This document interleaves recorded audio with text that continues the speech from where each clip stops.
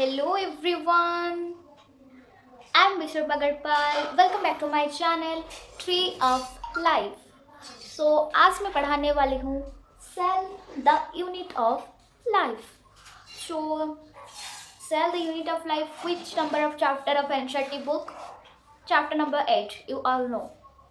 Okay, now let's start. अगर हम कुछ चीज़ के ऊपर पढ़ते हैं तो वो क्या है? अभी हम सेल के ऊपर पढ़ेंगे तो सेल एक चीज़ क्या है, कौन डिस्कवर किया, कहाँ से हुआ, कैसे वो डिस्कवर किए, किए, क्यों उसको बोले, कब किए, इसी टाइप का बहुत कुछ क्वेश्चन आता है लाइक WH क्वेश्चन. तो वो हम अगर बना देंगे WH क्वेश्चन सबका तो हमारा अच्छे से याद रह जाएगा. ठीक है, तो अभी मैं बनाती हूँ. पहले क्या बोली, क्या सेल है, मतलब what is cell. Okay, so first thing, what is cell. You all know what is cell. Cell क्या है? The unit of life normally. तो क्यों हम उसको यूनिट ऑफ लाइफ बोलेंगे, उसका मेन डेफिनेशन क्या होना चाहिए, मैं अभी बताती हूँ. ठीक है, तो what is cell. Cell is the fundamental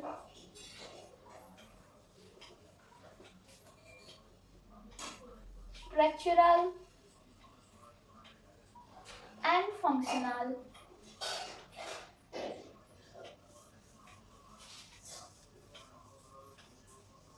unit of life.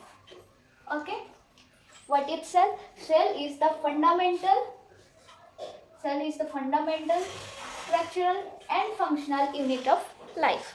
So आप लोग पूछना चाहे मेरे को कि आप तो बोले अभी cell the unit of life, तो क्यों हम बोले, फिर आप डेफिनेशन दे दिए कि cell is the fundamental structural and functional unit of life. तो स्ट्रक्चरल, फंक्शनल, फंडामेंटल ये क्यों बोले, हम क्या देखकर उसको बोलेंगे कि ये फंडामेंटल स्ट्रक्चर फंक्शनल ये है, वो अभी मैं बताती हूँ. देखो, पहले मैं बताती हूँ स्ट्रक्चरल. हम स्ट्रक्चरल क्यों बोले उसको, आपको पता है?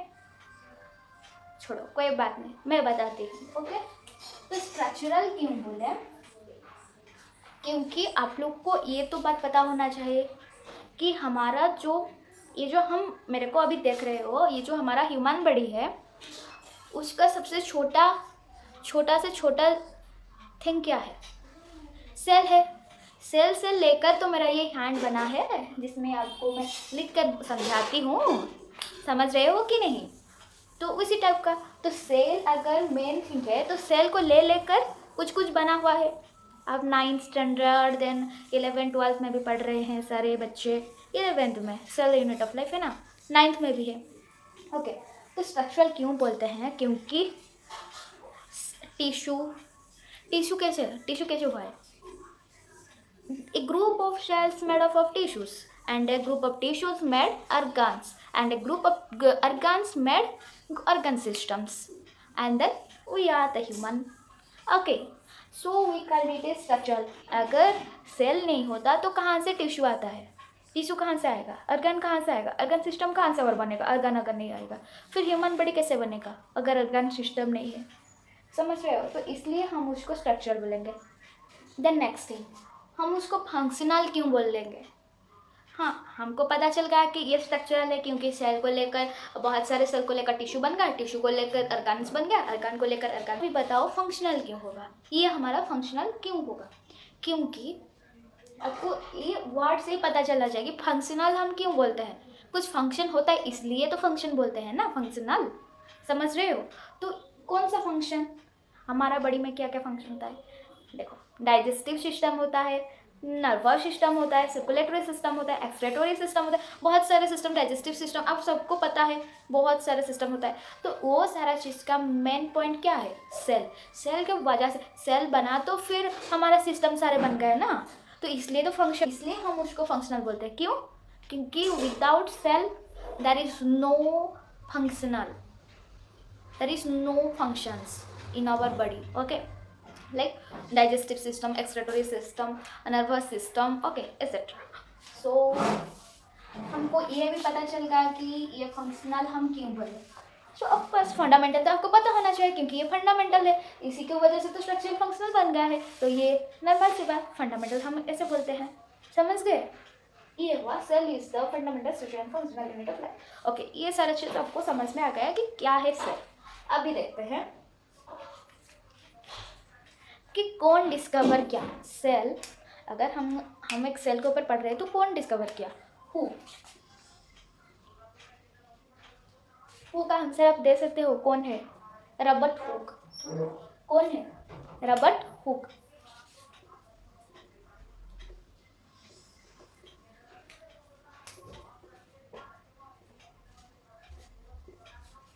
अभी दो चीज आता है, रॉबर्ट हुक किए तो क्या किए, डिस्कवर किए ना टर्म दिए, वो दोनों ही दिए। टर्म भी रॉबर्ट हुक दिए थे और डिस्कवर भी रॉबर्ट हुक के द्वारा हुआ था। समझ गए। अभी खत्म हो गया हु। वो कैसे किए, हाउ, कैसे किया आप लोग को पता है, हाउ का आंसर दे पाओगे आप लोग। ओके, मैं बताती हूँ हाउ कैसे किए। वो एक कार्क लिए थे, तो अभी सोचोगे कि कार्क लिए थे, कौन कौन सा का कार्क लिए थे, वो ओक ट्री का कार्क कुछ लिए थे। समझ में आ रहा होगा, तो ठीक है। तो चलो अभी देखते हैं। तो कर्क को वो किया किए ना, एक कौन सा ट्री का, ओक ट्री का। तो उसको वो क्या किया ना, स्मॉल स्मॉल थिन स्लाइसेस में काट दिया। ठीक है, ऐसे स्लाइसेस कर दिया, ठीक है, स्मॉल स्मॉल स्लाइसेस कर दिया। तो वो जो थिन स्लाइसेस जो था उसको वो एक ग्लास स्लैब के ऊपर ले लिया। वो क्या किया, ग्लास स्लैब ये रहा, ग्लास स्लैब के ऊपर वो थिन स्लाइसेस को ले लिया और एक कवर स्लिप डाल दिए। ओके, उसके बाद वो कौन कैसे दिखे, माइक्रोस्कोप में दिखेंगे ना, सेल को कोई दिखता है क्या, तो माइक्रोस्कोप, ये नॉर्मल थिंग जानते हो आप लोग। तो वो क्या किए ना, कवर स्लिप डालकर माइक्रोस्कोप के द्वारा दिखे। तो दिखे तो दिखे, क्या दिखे, कैसा दिख रहा था, दिखो।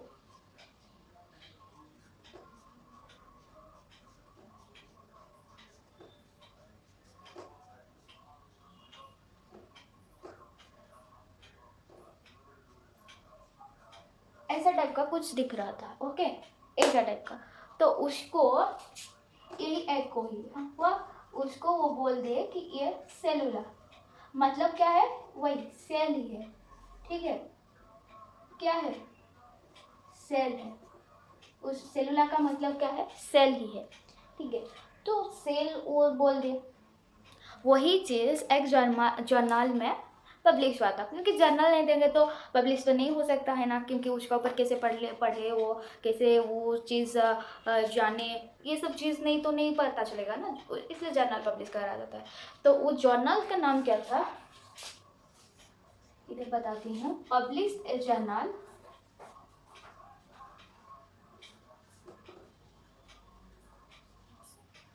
और उसका नेम था माइक्रोग्राफिया।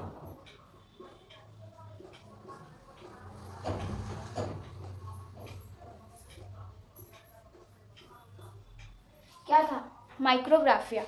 तो अगर आपको एक लोग पूछेंगे कि माइक्रोग्राफिया कौन लिखा था, वो रिटन बाय माइक्रोग्राफिया, क्या आंसर देगा आप लोग, रॉबर्ट हुक ने ही लिखे थे वो। माइक्रोग्राफिया किसका बुक है, रॉबर्ट हुक का है। ओके, ये आप लोग समझ गए कि कैसे किए, कब किए थे, व्हेन वो किए थे 1665 में। ओके, 1665 में। तो ये आपको सब कुछ मैं बता दी सेल के ऊपर। एक्चुअली मैं इस नोट्स इधर नहीं लिखी हूँ, अगर आप डिमांड करेंगे तो मैं ज़रूर लिख के दूंगी, मतलब इस साइड में समझा दूंगी और इधर में लिख के दिखा दूंगी। ठीक है, नोट्स भी दे दूंगी। अभी मैं कंसेप्ट बता रही हूँ, ठीक है, नोट्स चाहे तो बताना ज़रूर। तो कंसेप्ट पहले समझ लो, क्योंकि सारे लोग बोलते हैं कि भाई बायोलॉजी रट लो हो जाएगा, कभी नहीं होने वाला है, कभी नहीं। अगर आप समझेंगे नहीं तो क्या रट्टा मारेंगे, क्या रट्टा मारोगे आप लोग, समझ रहे हो ना। तो अभी देखो, ये हमारा सेल के ऊपर गया, सेल के ऊपर क्या समझ गए, So what is cell? Cell is the fundamental functional and structural unit of life. Okay. Then who discovered it? Robert Hooke. Who given the term cell? Robert Hooke. Then how एक कर्कली और oak tree का और oak tree का other name है, वो name क्या है ना, क्यूरेकस शवर. मैं आप लोग को ये याद रखने के लिए मैं ओक ट्री बोलती थी, ओक ट्री ही है, लेकिन उसका ये मेन नेम ये भी याद रखना चाहिए, क्यूरेकस, QUERCUS शवर, SUBER, ये याद रखना चाहिए. ओके, क्यूरेकस शवर. तो उससे कर्क ले गए और उसके ऊपर वो क्या ग्लास स्लैब दिए थे, उसके ऊपर स्लिप डाल दिए, ग्लास स्लिप डाल दिए उस तो माइक्रोस्कोप में देखे और उनको एक ऐसा तरह दिखा और वो उसको नाम दे दिया सेलुला, और जो कि सेल है हमारा. ठीक है, वो चीज़ आपको याद रहेगा. वो एक जर्नल में पब्लिश हुआ था, उसको क्या बोल रहे थे हम, जर्नल में जो पब्लिश हुआ था वो उसका नाम था क्या, माइक्रोग्राफिया. ओके, तो माइक्रोग्राफिया इस क्वेश्चन हो गया कि माइक्रोग्राफिया कौन लिखा, तो रॉबर्ट हुक. ठीक है, तो उसके बाद हमारा व्हाट हु हाउ खत्म होगा. तो वन कब किया था, तो 1665. ओके, देन इतना हो गया सेल के ऊपर. अभी हम देखेंगे सेल तो इतना सा है, सेल के ऊपर कुछ होगा, सेल के अंदर भी कुछ रहेगा. तो अभी मैं और एक चीज़ बताऊँ. आज का क्लास एक्चुअली बस इंट्रोडक्शन है. मैं आगे में और पूरा जब उसका चीज़ आएगा पढ़ाने का, मैं उसके ऊपर और अंदर जाऊंगी. ठीक है, अभी बस इंट्रोडक्शन, आज का क्लास ही इंट्रोडक्शन क्लास है. ठीक है, तो अभी हम देखेंगे सेल वॉल. सेल वॉल कौन डिस्कवर किया था, आप लोग बोल पाएंगे? रॉबर्ट हुक ने किए थे. ये देखो सेल कौन किए थे, रॉबर्ट हुक.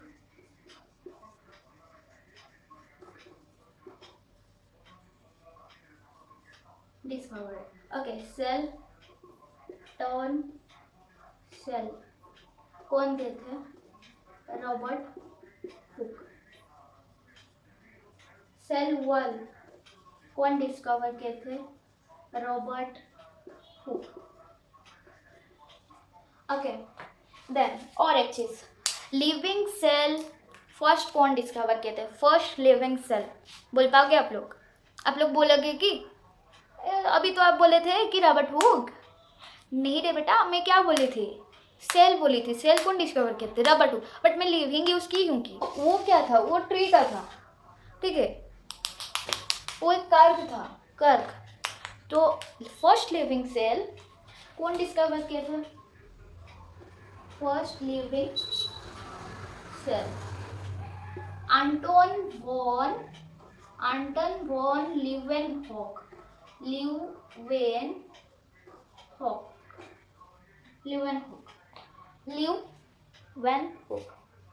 समझ गए? नहीं, ये पता नहीं चल रहा. ल्यूवेन, LEEUWENHOEK,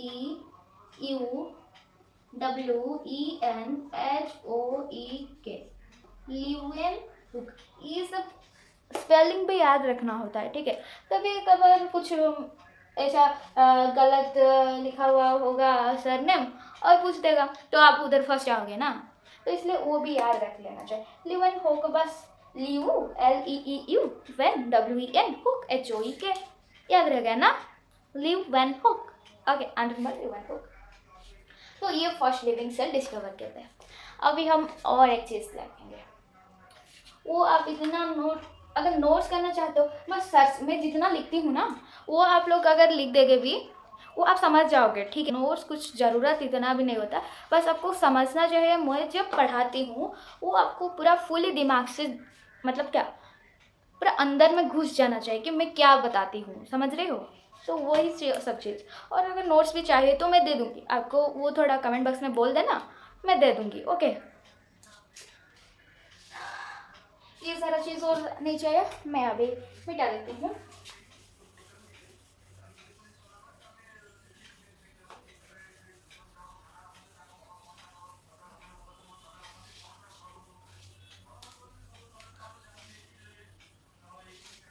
ओके, अभी और एक चीज़ बोलती हूँ. ठीक है, अभी आगे 1838 में कौन आए थे, आप लोग को सबको पता होगा ना, स्क्लीडेन आए थे, MJ स्क्लीडेन. Okay, MJ स्क्लीडेन.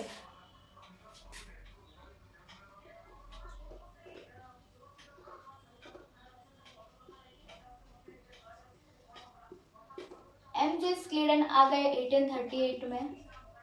वो क्या बोले, MJ स्क्लीडेन क्या बोले कि वो एक कौन थे बोलो तो पता है? बटानिस्ट थे. ओके, जर्मन का एक बटानिस्ट थे स्क्लीडेन. बटानिस्ट.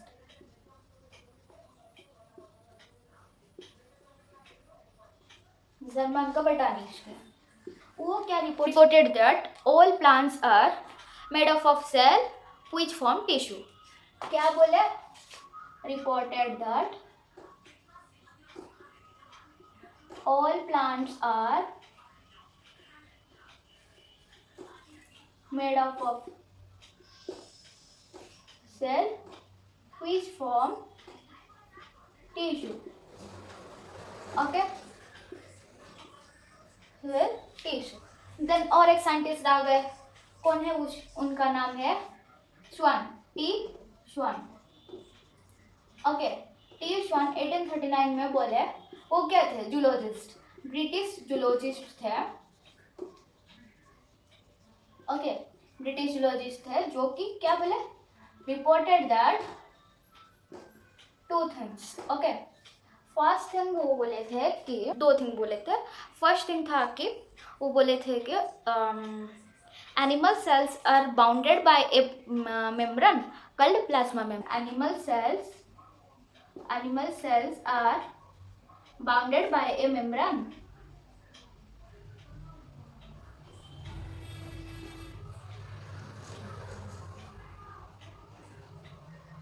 called plasma membrane. क्या बोले थे? Plasma membrane. एनिमल सेल्स रहा ऐसा, इधर न्यूक्लियस है, तो इसका ऊपर एक मेम्ब्रेन है जो कि प्लाज्मा मेम्ब्रेन है. ये क्या? Plasma membrane. दूसरी बात बोले थे वो कि all plant cells have a cell wall. Okay, plant cells have cell wall. Plant cell have cell wall. Okay, वो बता दिए ये दो चीज, सेल वॉल, प्लाज्मा मेम्ब्रेन. श्वान बता दिए और स्क्लीडेन बता दिए कि cell which form tissue. Okay, so ये दोनों क्या किए? उन दोनों का ये जो था वो दोनों का बाद मिलकर बन गया सेल थ्योरी. तो सेल थ्योरी कौन दिए थे? स्क्लीडेन एंड श्वान. सेल थ्योरी कौन दिए थे?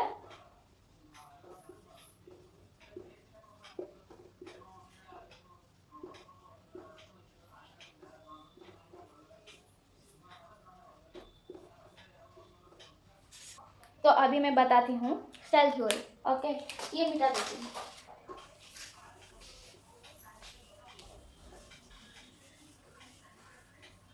तो सेल थ्योरी क्या था?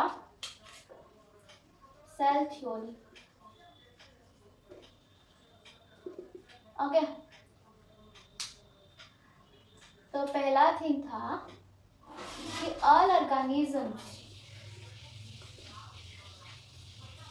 are made of cells and cell products. ये बात तो आपको समझ में आ गया होगा कि all organisms are made up of cells and cell products. Obviously, cells and cell products, because without cell there is no digestive system, excretory system, tissues, organ system, nothing. Okay, then second thing वो बोले थे, second thing था cell theory का कि the function of multicellular organism, the function of multicellular organism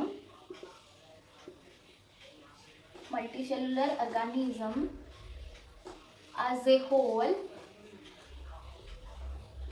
is the interaction of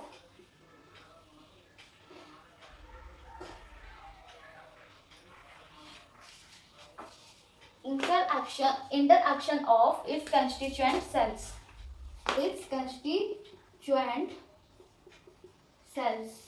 Okay, the function of multicellular organism as a whole is the interaction of its constituent cells. Okay, ये दोनों चीज मतलब क्या है, इसका मतलब क्या समझ रहे हो ना, तो function of multicellular organism as a whole is the interaction of constituents. क्योंकि सेल का इंटरेक्शन मतलब सेल से मिलकर क्या हमारा फंक्शन होता है। मैं बताइए कि फंक्शनल है क्यों है, बताया ना, समझ में आया है। तो वही चीज बस इधर भी वो लिख लिया है, ठीक है। ये दोनों सेल थ्योरी हो गया।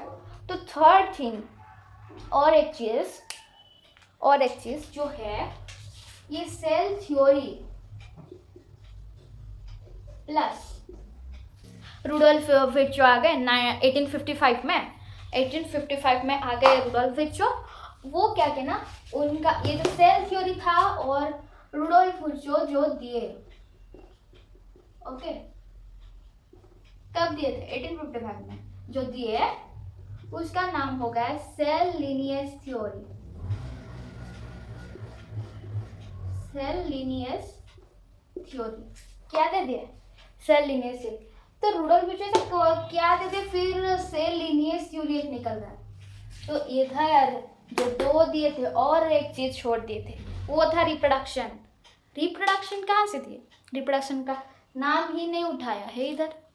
तो वो क्या ना, रुडोल्फ विर्चो दिया था। आप लोग सोचेंगे कि रुडोल्फ विर्चो रिप्रोडक्शन दिए थे? नहीं, हम तो पढ़े हैं कि वो बोले थे ओमनी सेलुला ई सेलुला। क्या बोले थे? ओमनी सेलुला ई सेलुला। हाँ, मैं तो वही बोल रही हूँ कि ओमनी सेलुला ई सेलुला का मतलब आपको पता है क्या है? वो Rudolf Virchow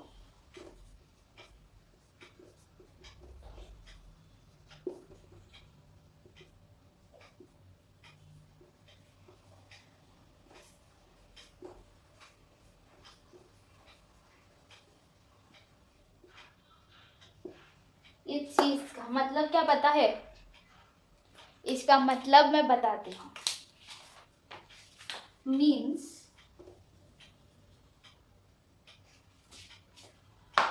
means the new cells are formed. The new cells are formed from pre-existing cell.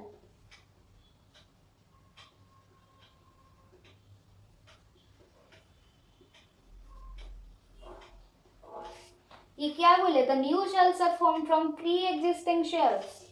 Pre-existing cells क्या है? ये अगर pre-existing होगा तो ये डिवाइड होकर दो न्यू सेल्स बन गया, ठीक है। दो न्यू सेल्स बन गया। तो उसका मतलब क्या था? वही तो रिप्रोडक्शन होता है ना। एमोइबा दो पार्ट में डिवाइड हो गया, वही तो उसका रिप्रोडक्शन है। तो इसका मतलब क्या था? रिप्रोडक्शन। तो अभी एक क्वेश्चन अगर आपको पूछेंगे कि रिप्रोडक्शन का, सेल का रिप्रोडक्शन के बारे में कौन बोले थे, तो आप क्या बोलेंगे? रुडोल्फ विर्चो दिए थे। याद रहा? हो गया। तो और एक चीज़, ये तो आ गया सब सेल के बारे में, मैं जितना था उतना बता दी हूँ। ये सारा मैं कंसेप्ट में बताती हूँ, ठीक है। ऐसा बिट बाय बिट ही बता देती हूँ। और नोट्स चाहिए तो आप लोग बोलेंगे, मैं बोल चुकी हूँ, कमेंट बॉक्स में बताना। तो अभी और एक चीज़, तो ये सारा चीज़ तो हो गया, लेकिन इसमें एक एक्सेप्शन था। एक्सेप्शन क्या था बता पाओगे? एक्सेप्शन ऑफ सेल, वो था वायरस। क्योंकि वायरस को हम अभी तक भी आइडेंटिफाई नहीं किए हैं कि ये लिविंग है या फिर नॉन लिविंग। अगर बाहर में रह गया तो नॉन लिविंग, अगर बड़ी में अंदर में रह गया तो वो लिविंग हो गया। तो वही एक्सेप्शन था। एक्सेप्शन क्या था?